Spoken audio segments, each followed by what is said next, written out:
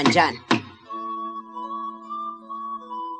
Hem de pensar que si Mallorca fos catalana seria una bona base d'expansió mercantil cap a tota la Mediterrània. No ho veieu així, senyor? Doncs sí, certament. Hauríem de conquerir-la abans que se la quedin els venecians o els genovesos. No tenim una flota militar. Això no ha de representar cap problema, senyor. No hi patiu. Podeu disposar per a la vostra empresa de totes les nostres naus. He estat pensant amb molt d'interès en la idea del mercader Pere Martell. És necessari unir la noblesa i la burgesia en una sola empresa. Bé podria ser la conquesta de Mallorca. Tenim una burgesia prou forta i emprenedora, senyor. Hauríeu de reunir les corts. Guillem de Montcada pot parlar als dignataris. El nostre rei Jaume vol el regne de Mallorca i expulsar-ne els musulmans. Per això necessita l'ajuda de tothom.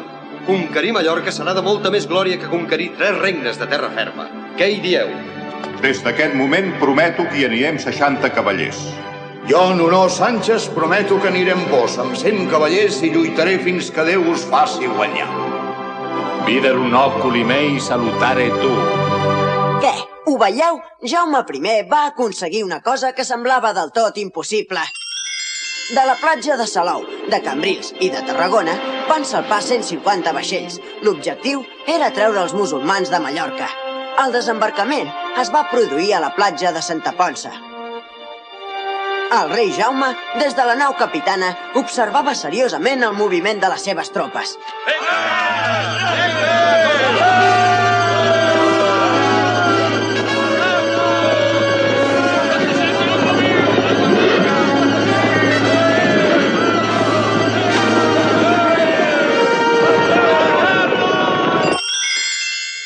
Per enfrontar-se a aquest compacte i poderós exèrcit d'enemics, n'hi havia uns 20 o 30 dels nostres, sense comptar els servidors. Amb els seus escuts i esgrimint les seves armes es van parar davant dels sarraïns. Llavors, els primers dels nostres, que havien entrat armats amb els seus cavalls, van atacar els enemics, i en van ferir uns quants, però els enemics eren tan nombrosos i era tal l'espessor de les seves llances i dargues que els nostres van suposar que si feien encabritar els cavalls no podrien tirar endavant i haurien de tornar enrere. I tal com havien pensat, així van succeir les coses. Però tot val a dir-ho, les tropes de reforç que van arribar per ajudar-los van acabar de fer el pes. Una gran victòria.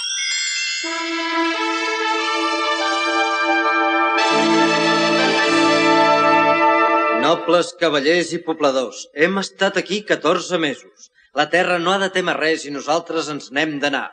Estigueu segurs que major ajuda us podrem donar d'allà estant. L'illa de Mallorca va ser dividida en 2 parts. Una part va ser per al rei i l'altra, la dels nobles, es va repartir entre unes 600 persones aproximadament. Senyor,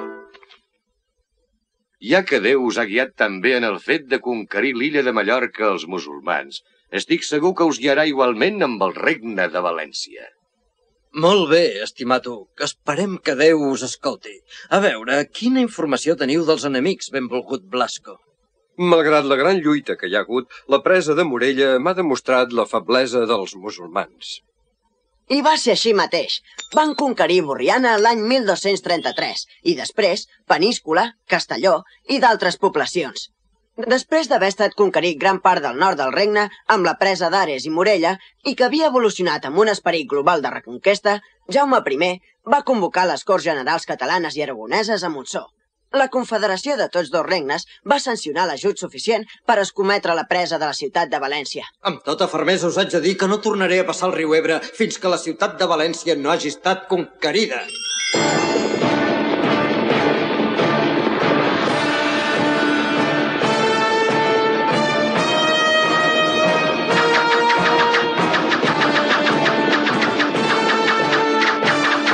Ens rajava la sang cara avall i amb el mantell ens l'aixugàvem.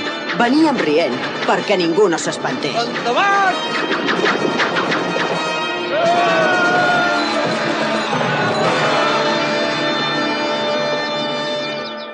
El setge va durar 5 mesos i finalment València va capitular. La bandera de la mitja lluna va ser davallada i hissada la catalana. Per aquesta raó, la ciutat no va ser saquejada i els sarraïns van ser acompanyats i protegits fins a Cullera.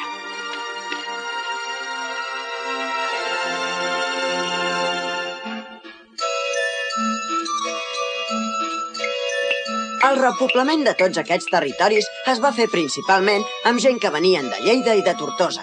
Alguns aragonesos també es van establir a les zones que no són de parla catalana i fins i tot molts moros s'hi van quedar.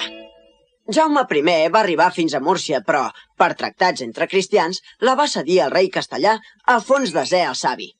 Pel tractat de Corbeil, de 1258, el rei de França, Sant Lluís, va reconèixer legalment la independència de Catalunya, que ja era un fet des de l'època del comte Borrell II, i Jaume va renunciar a Occitània i la va cedir a Sant Lluís.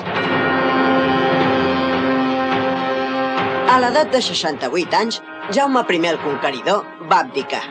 El seu fill Pere li va donar Aragó, València i Catalunya. A l'altre fill, Jaume, Mallorca, el Rosselló, la Cerdanya i Montpeller. El rei Jaume que va cooperar la fundació de l'Orde de la Mercè, que va crear el Consell de Cent. L'heroi nacional de Catalunya va morir 7 dies després a València.